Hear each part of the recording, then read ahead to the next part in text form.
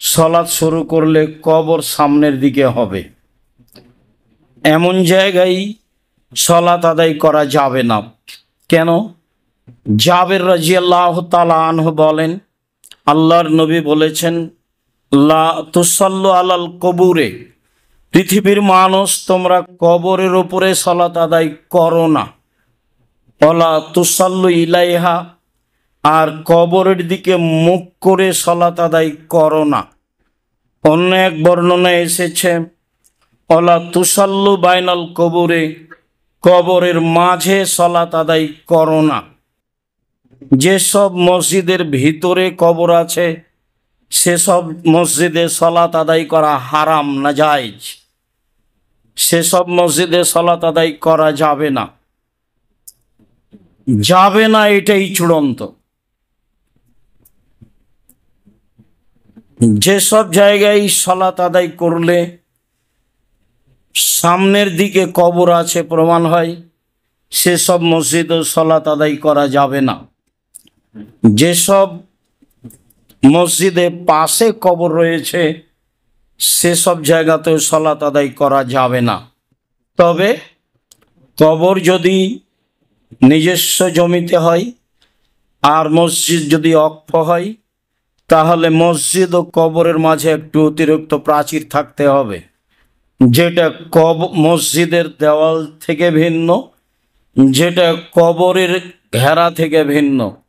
অতিরিক্ত একটি প্রাচীর দিয়ে কবর থেকে মসজিদকে ভিন্ন করে নিতে হবে। আশা যে বিষয়টি আমাদের কাছে দিনের মতো স্পষ্ট হয়েছে। ভবিষ্যতে কোনো দিন কোনো জায়গায় যদি সালাত আদায় করে নিই, তারপরে বুঝতে পারি যে অত্র মসজিদে কবর আছে বা পাশে কবর আছে বা সামনে কবর আছে, তাহলে সেই সালাত আবারও পড়তে হবে। ভালোভাবে মনে রাখতে হবে। আপনি মনে রাখবেন, আরও দিনই ভাই বোনকে বলবেন, যত দিন কথা পৃথিবী সম্পূর্ণই মসজিদ। সারা পৃথিবীর সব জায়গাতেই সালাত আদায় করা যায়, ইল্লাল মাকবারা ওয়াল হাম্মাম, তবে কবরস্থানে যায় না এবং গোসলখানায় যায় না। কোনো কারণে নিরুপায় কেউ, সেটা ভিন্ন কথা। তবে রাসূল সাল্লাল্লাহু আলাইহি সাল্লাম সারা পৃথিবীকে মসজিদ বলে ঘোষণা দেন। অবশ্যই মানুষ মসজিদে সালাত আদায় করবে, এ কথাই ঠিক। সময়ের গতিতে পৃথিবীর যে কোনো স্থানে সালাত আদায় করবে। সাথে সাথে কবরস্থানে সালাত আদায় করা কঠোরভাবে নিষেধ। জানাজার সালাত কবরস্থানে এমন জায়গায় আদায় করা যাবে না যেখানে কবর আছে, বা সালাত শুরু করলে কবর সামনের দিকে হবে, এমন জায়গায় সালাত আদায় করা যাবে না। কেন? জাবের রাদিয়াল্লাহু তাআলা আনহু বলেন, আল্লাহর নবী বলেছেন, লা তুসাল্লু আলাল কবুরে, পৃথিবীর মানুষ তোমরা কবরের উপরে সালাত আদায় করো না। ওয়ালা তুসাল্লু ইলাইহা, আর কবরের দিকে মুখ করে সালাত আদায় করো না। অন্য এক বর্ণনায় এসেছে, ওয়ালা তুসাল্লু বাইনাল কবুরে, কবরের মাঝে সালাত আদায় করো না। যেসব মসজিদের ভিতরে কবর আছে সেসব মসজিদে সালাত আদায় করা হারাম, নাজায়েজ। সেসব মসজিদে সালাত আদায় করা যাবে না, যাবে না, এটাই চূড়ান্ত। যেসব জায়গায় সালাত আদায় করলে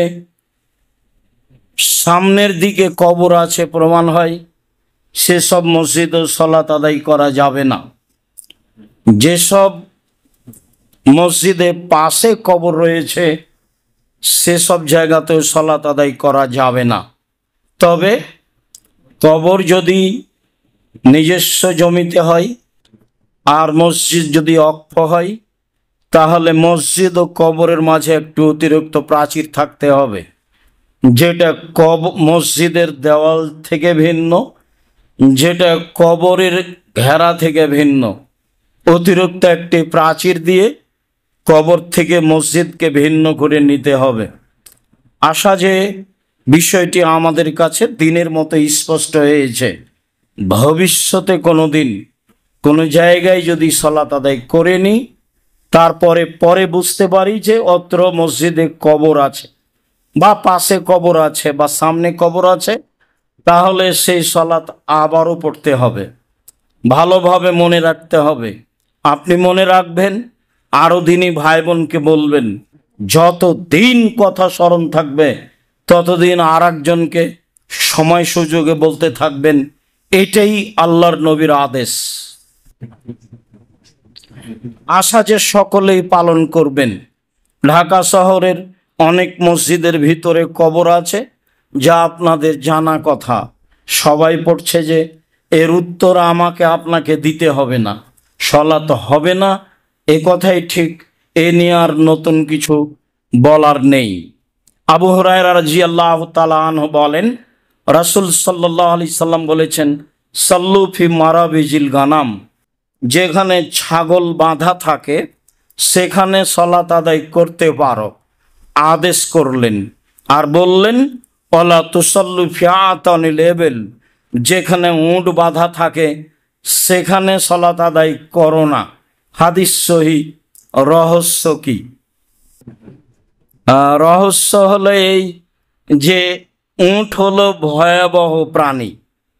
আপনি সেখানে সালাত আদায় করবেন, বিষয়টি আপনার জন্য নিরাপদ নয়। সেই জন্য থাকলো আর একটি কথা, যে ছাগল বাঁধা জায়গায় সালাত আদায় করব আদেশ করলেন, তো ছাগলের পেশাবের ব্যাপার আছে যে, তো সেটা পূর্বের কথা আবারও মনে রাখা ভালো হয়। আসলে আমি কাপড় গাভীর পেশাবে ভিজিয়ে সালাত আদায় করতে বলিনি, তা ছিল একটা পরিস্থিতি। চাঁপাইনবাবগঞ্জের পল্লী এলাকায় বক্তব্য দিচ্ছিলাম। মহিলারা সাধারণত বাড়ির পিছন দিকে সমতল জমিতে পেশাব করতে বসে, পানি ছিটে এসে গায়ে কাপড়ে লাগে। এই কাপড়ে সালাত হবে না, কেননা মানুষের পেশাব ভয়াবহ। মানুষের পেশাবের কারণেই কবরের শাস্তি হয়, এই কথা আল্লাহর নবী বলেন। পক্ষান্তরে হালাল পশু প্রাণীর পেশাবের কথাটা বলা হয়েছিল এইভাবে, যা মৌলিক উদ্দেশ্য ছিল না। একাধিক হাদিস রয়েছে যে আল্লাহর নবী ওই লোকগুলোকে বললেন, যাও তোমরা সাদা কারুঁট যেখানে বাঁধা আছে ওখানে যাও, ওখানে থাকো, উটের দুধ খাও, পেশাব খাও। তা ছিল ওরানা ওকাইল গোত্রের লোকেরা।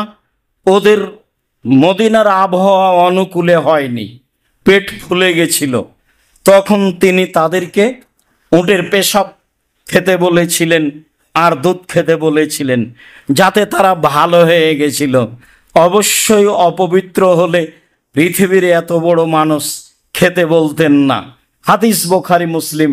বিবেচনার সুযোগ মানুষের নেই, সুযোগ বিবেচনা করতে হবে না, দাম নেই, যা আছে তাই। যেখানে এরকম ভাবা যায় সেখানেই ভাবতে হবে, এখানে নয়।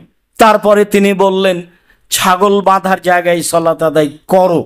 তার মানে ছাগলের পেশাব যদি থাকে, সেই জায়গা যদি শুষ্ক হয়ে যায়, সালাত আদায়ের উপযুক্ত হয়, তাহলে ওই পেশাবের কারণে আপনার সালাতের কোনো সমস্যা নেই। তিনি আদেশ করলেন, ছাগল বাঁধা জায়গায় সালাত আদায় করো। তিনি বললেন, উট বাঁধা জায়গায় সালাত আদায় করো না। তা ছিল সতর্কবাণী। উট ভয়াবহ প্রাণী। এই জন্য সম্মানিত দিনী ভাই বোন, আমরা সালাতের জায়গা হিসাবে সতর্ক হচ্ছিলাম কিছু কথা, মসজিদ নিয়ে আরও বেশ কিছু সতর্কবাণী। আমর ইবনে শুআয়ব আন আবিহি আন জাদ্দিহি, আমর ইবনে শুআয়ব তার পিতার মধ্যস্থতায় তার দাদা থেকে বর্ণনা করেন। তার দাদা বলেন, নাহা রাসূলুল্লাহ সাল্লাল্লাহু আলাইহি সাল্লাম আন তানাসুদিল আসার ফিল মসজিদ ইয়াবিয়া ওয়া ইয়াশতারিয়া ফিহি, মসজিদে কবিতা গাওয়া নিষেধ। নিতান্তই যদি কবিতায় কোনো কল্যাণমূলক কথা থাকে তাহলে মসজিদে বলা যাবে। তাছাড়া যাতে কোনো কোরআন হাদিসের কথা নেই, এমনি গান গাজাল বা কবিতা এইসব কিছু মসজিদে পড়া যাবে না, আল্লাহ রাসূল নিষেধ করলেন। তিনি বললেন মসজিদে ক্রয় বিক্রয় করা যাবে না। তিনি বললেন মসজিদে এমন একটি জায়গা ইউতাহাল্লাকান নাসে ইয়াউমাল জুমআ কাবলা সলাতে, সলাতের পূর্বে মসজিদে গোল হয়ে বসা যাবে না। পরবর্তীতে কোনো কিছুর কারণে বসা যেতে পারে। সলাতের পূর্বেই খুতবা চলাকালীন বা সলাত চলাকালীন গোল হয়ে মানুষ 5 জন 7 জন বসে কথা বলবে, এমন কর্মকে রাসূল সাল্লাল্লাহু আলাইহি ওয়াসাল্লাম নিষেধ করেন। আবু হুরায়রা রাদিয়াল্লাহু